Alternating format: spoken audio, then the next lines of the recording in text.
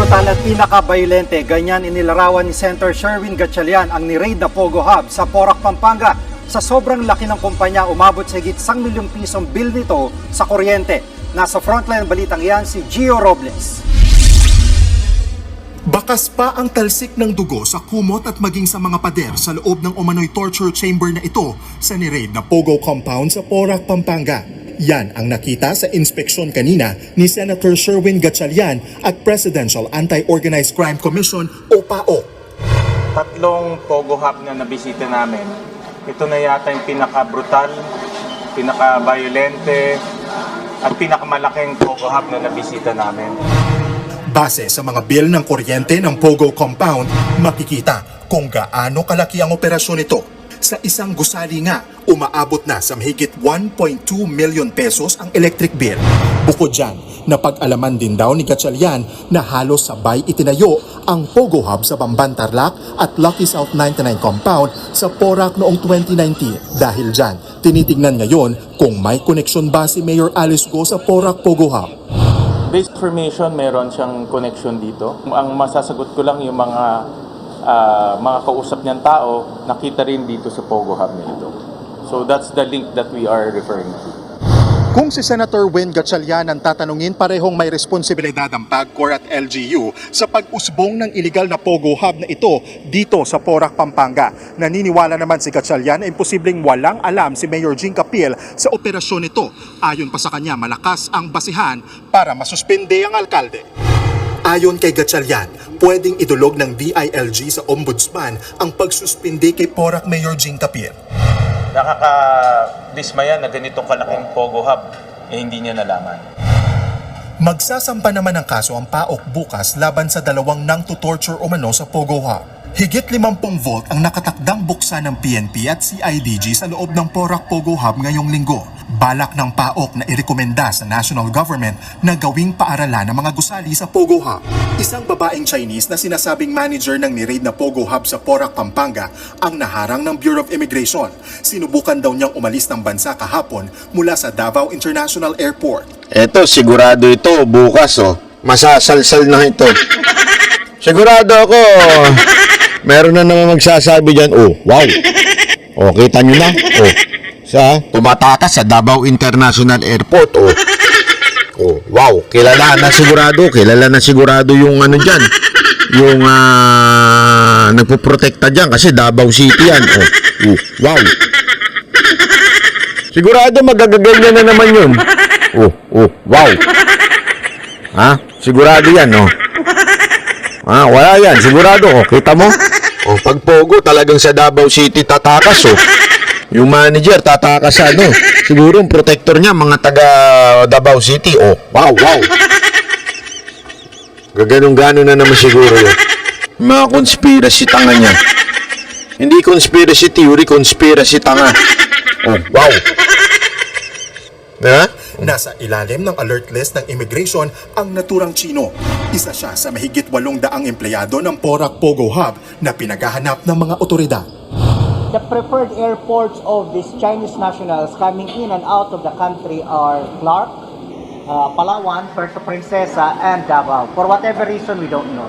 Naku, yari. Bukas konektado na yun sa mga Duterte. Sure yan. Alam na natin yung mga ganyang galawan Kahit sinasabi dito, prepared, Palawan, Clark, Davao. Kasi yun ang mga international airport. Alam naman dumaan sa main. Siyempre hindi dadaan sa main. Dadaan sa mga international airport. Sigurado, bukas na bukas. Lagot ka kay wow. Duterting may kasalanan yan, wow. Wow. Sigurado ito. Bukod sa babaeng manager, may 11 pang persons of interest na posibleng may kaugnayan sa Pogo Hub sa Porac. Ayon sa PAOK, kabilang dyan si Alberto Rodolfo de la Serna, ang dating executive assistant ni dating presidential spokesperson Harry Roque. Person of interest din ang nagngangalang Catherine. Nandun lang yung pangalan niya. Hindi, alam nyo kung bakit. Kasi marami naman nakatira dyan, hindi lang naman po yung Pogo dyan. Yan o isang komunidad. Tapos, na andun lang nagkataon yung papel, malay nyo na andun, at unang-una, wala naman na yan sa gobyerno ngayon.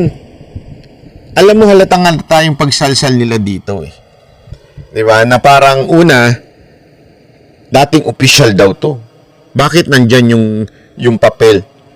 Eh kung naandyan man yung papel, eh naandyan din yung award pala ng HPG. Di ba? Eh hindi nang yung sa HPG. Ang HPG meron pa rin hanggang ngayon eh. Eh yan, hindi naman na yung empleyado ng gobyerno. At kung sakaling inilagay man niya ni dating Secretary Roque, eh, ang tanong dyan, eh yan ho ba ay hindi capable na gawin niya yung trabaho niya? Hindi yun ang dapat tanungin eh. Hindi yung, ay gwapo. Siguro. Mga chismosa tayo, no? Porkit gwapo. Ano to, kailangan? Bawal na ba ang pogi ngayon? Hindi, di ba? Ibig sabihin, pag pogi, wala nang karapatang maging matalino. Kailangan, pag pogi, tanga na. At incapable na pagka-pogi. Paano naman yung mga tulad namin? Oh, wow. Di ba? Hindi ganun yun eh. Tapos ano ngayon, kung nakita yung papel doon, eh tapos na siya eh. Malay nyo, nag-apply. Hindi, isipin nyo to ah. Halimbawa lang, oh. Let's see the other option. Oh. What if nag-apply siya? At ito yung credential ko. Tapos na siya eh, di ba? Wala na sa gobyerno si Roque. Oh. Ito yung credential ko, appointment letter ko. Oh, ito yung ano ko, trabaho ko dati kay Secretary Roque, isang nag-meet niya. Mag-a-apply siya dun sa Pogo bilang isang manager o isang kung ano man. Kasalanan ba yun ni Roque? Kasalanan ba yun ni Duterte? Ano ba? Oh, wow. Diba, hindi naman pwede yun. Ayoko na, magpapasira na ako ng mukha.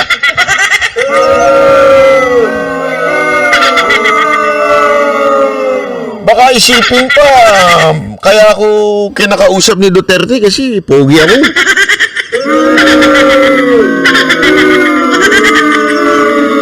Diba? Mahirap talaga eh. Kaya talaga ayoko magpaayos ng mukha.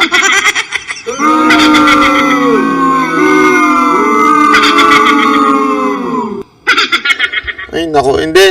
Ito seryoso na ha. Masyado tayo eh. Halata na to eh. Halata na yung masyado nyo kinukunik sa mga Duterte. Sinisiraan nyo si Roque kasi alam ninyo si Roque isa sa pinakamatikas na tagapagtanggol ni Pangulong Duterte. So sisirain nyo yung credibility. Ganyan sila eh. Kasi nakikita nila wala silang lusot pag si Roque nagbigay na argumento. Wala silang lusot eh. Ang galing nung mama eh. Talagang napakagaling pagdating sa argumento. Pahiya sila eh.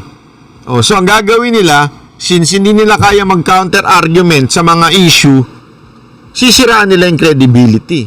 Ito na yung paninira nila. Kita nyo na, pogi ang kinuha. Ano naman masama?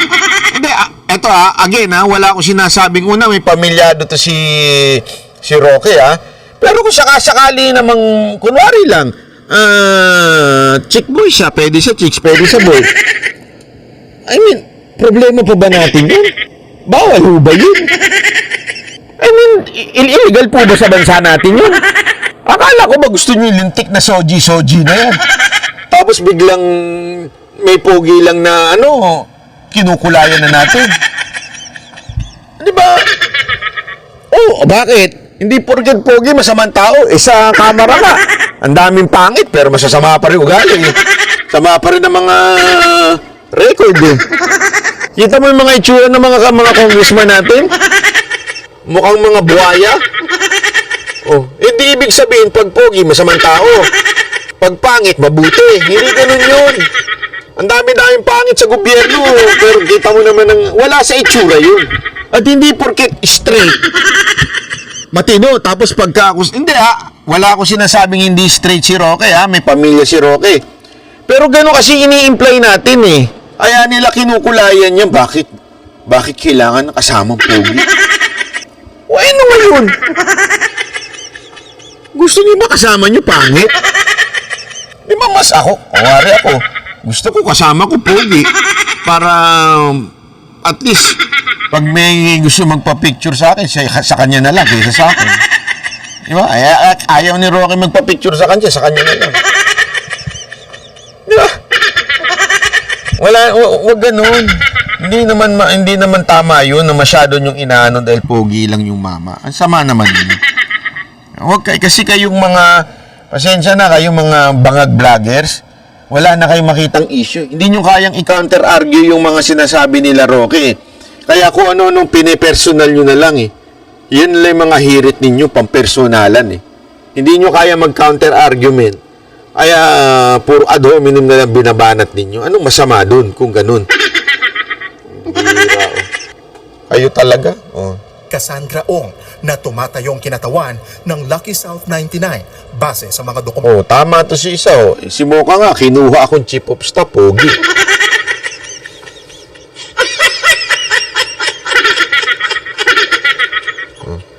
Ang question dito, bakit itong pogo na to laging gustong i-connect sa mga Duterte? Bakit hindi na lang ipagbawal talaga yung pogo kung talagang nakikita ninyong masama? Kung ang purpose niyo talaga dito, masawata yung kasamaan ng pogo, bakit di nyo na lang i-total ban na pogo? Bakit ang dami nyo pang hanas? Ang dami nyo ba sinasabi dyan na kesyo ganito, kesyo ganyan? Di ba? Ito sorry Senator Gatchalian, naintindihan ko yung passion mo dyan sa pogo. I hope hindi lang puro pang di-display paglalakad, padalaw-dalaw sa pogo. Mabuti naman yan. Wala namang masama dyan at ginagawa mo, alam mo yun, hands-on ka dyan. Pero alam mo, bilang senador, taga-ano ng batas ng Pilipinas, ang pinaka-the best mong gawin, enganyuhin mo yung mga kasamahan mo na i-total ban ang pogo. Pag gumawa kayo ng batas, hindi nyo na kailangan, kasi nagpapasahan ngayon eh. Nagpapasahan kung sino ba dapat ang gumawa ng total ban, ang executive ba o kayo. Sa akin, at least try it. Kung sakaling hindi pumasa sa korte o questionin yung batas sa korte na kayo ang nagbawal o kayo ang nagban sa pogo, at least tinry ninyo. O ngayon, anong puro forma? Puro pag-aaralan. O, puro ganun eh. Wala nangyayari. Dokumentong nakuha sa Pogo compound. Nagbabalita mula sa frontline. Ayan, libot ng libot, lakad ng lakad. Diba? Puro lakad ng lakad eh. Wala nang ginawa. Hindi, walang biro. Pareho sila ni Risa Ontiveros, dalaw ng dalaw. Hindi namin kailangan yan. Hindi, totoo ha. Ako talagang 100% ayoko sa pogo. Hindi natin kailangan yan. Lakad kayo ng lakad, punta kayo ng punta doon sa mga pogo-pogo. Kailangan namin gumawa kayo ng batas. Gumawa kayo ng hakbang para maban yung pogo na yan at matotal ban talaga siya. Hindi yung lakad lang ng lakad ng lakad.